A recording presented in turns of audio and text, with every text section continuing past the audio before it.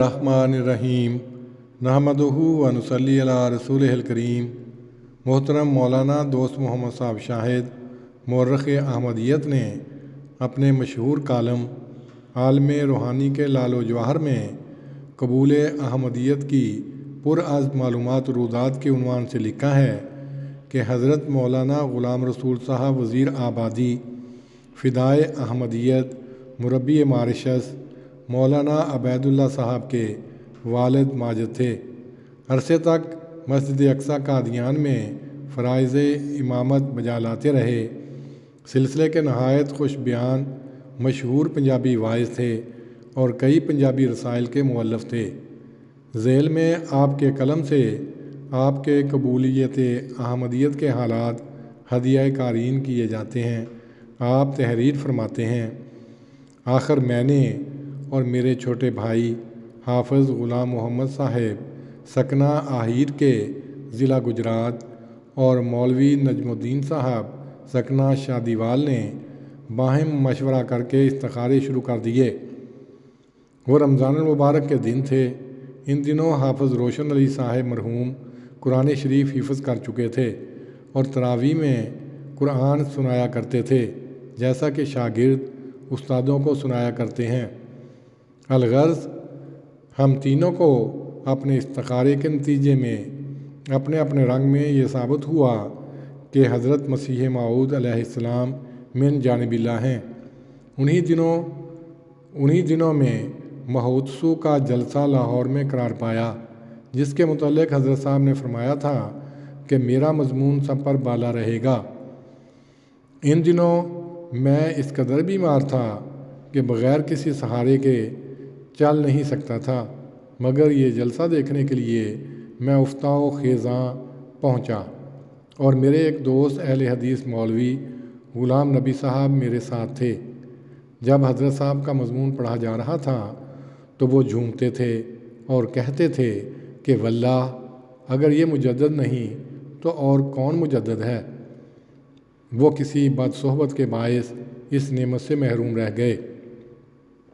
میں نے جلسے میں دعا کی کہ اے میرے مولا، اگر یہ شخص تیری طرف سے ہے اور صادق من عند اللہ ہے تو اس کی برکت سے میری بیماری دور فرما اور مجھے اس بیماری سے نجات عطا فرما۔ نتیجہ یہ ہوا کہ جلسہ گاہ کے بیرونی دروازے سے باہر نکلتے ہی مجھے ایسا معلوم ہوا کہ گویا بیماری مجھے کبھی ہوئی ہی نہ تھی۔ اس وقت سے آج تک اس بیماری نے عود نہیں کیا۔ اب میرا دل قادیان پہنچنے کے لیے مضطرب اور بے قرار ہو گیا، مگر میں نے اپنے استاد مولوی نجم الدین صاحب اور اپنے بھائی حافظ غلام محمد صاحب کو ساتھ لے جانا ضروری سمجھا، حتیٰ کہ ان کو بھی ساتھ لیا اور قادیان پہنچا۔ گو مباحثات اور استخارہ کے نتیجے سے صداقت ظاہر ہو چکی تھی، مگر ظاہری علوم کے استدلال کو مد نظر رکھتے ہوئے میں نے حضرت صاحب کو اپنے استاد کی طرف سے بدیع الفاظ عرض کیا کہ حضور، یہ میرے استاد ہیں، میں ان کی طرف سے سوال کرتا ہوں۔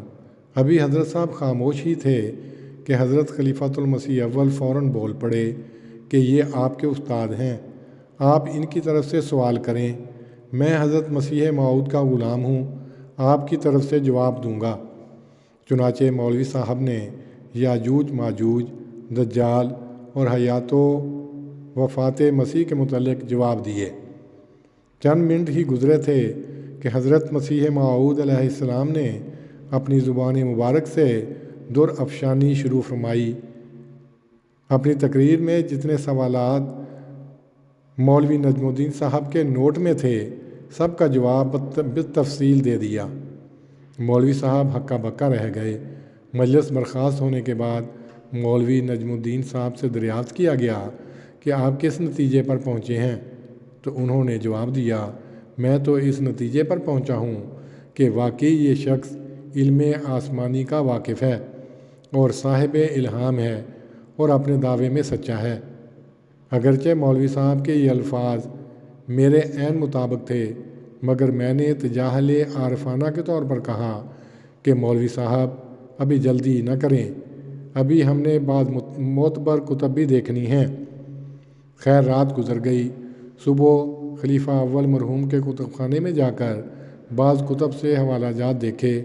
وفات مسیح یقینی طور پر ثابت ہو گئی، اور قاموس جو لغت کی بڑی کتاب ہے اس سے ثابت ہو گیا کہ دجال ایک فرقہ عظیمہ کا نام ہے، نہ کہ کسی واحد شخص کا۔ دوسرے دن حضرت مسیح موعود علیہ السلام کی موجودگی میں مغرب کی نماز کے بعد میں نے اپنے استاد مولوی نجم الدین صاحب سے عرض کیا کہ اس شخص کے متعلق آپ کی کیا رائے قائم ہوئی ہے؟ تو انہوں نے جواب میں فرمایا کہ یہ شخص اپنے دعوے میں سچا ہے۔ تو میں نے کہا کہ کیا مجھے اجازت ہے کہ میں بیعت کر لوں؟ آپ نے فرمایا ہاں بے شک کر لیں۔ حضرت اقدس کے دست مبارک پر بیعت کے لیے پہلا ہاتھ میں نے رکھا، دوسرا میرے بھائی نے رکھا۔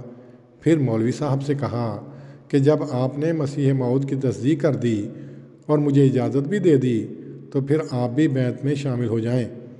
چنانچہ انہوں نے اپنا ہاتھ رکھ دیا۔ میں اپنی مراد کو پہنچ گیا۔ بیعت کے بعد جو حالات مجھ پر گزرے ان کا میں مجملاً اتنا ذکر کر دیتا ہوں کہ میری سابقہ عزت اور وجاہت اور مکانات سب چھن گئے۔